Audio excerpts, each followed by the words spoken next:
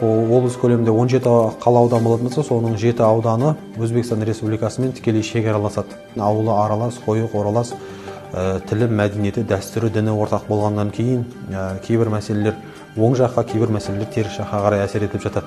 Өзбекстан Республикасының аумағының өзінде уағыз насихат жүргізілуге тыйым салынған біршама тұлғаларды мынау біздің өзбек халқы, өзбек этносы тығыз шоғырланған Түркістан, Сайрам, Сарыағаш секілді қала аудандарда өте көп тыңдайтындығы анықталып отыр.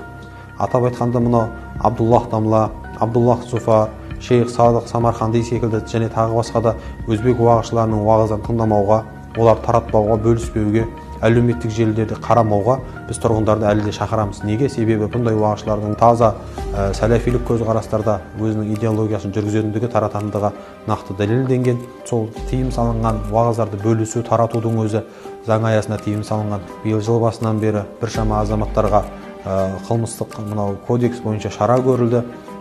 Біршама азаматтар әкімшілік құқық бұзу туралы кодекстің нәтижесінде шара көрілді. Ақпараттарды сараптап, саралап, ақыл таразысына салып азаматтар қолданбаса, пайдаланбаса, демек бұл өзінің өміріне кері әсер ететін әрекеттерге алып келуі әбден мүмкін. Сондықтан әлеуметтік парақша менікі, мен өзім білем, нені бөлсем, нені таратам, нені жариялайым деген секілді жат көзқарастардан, не болмаса мына теріс көзқарастан арылуымыз керек.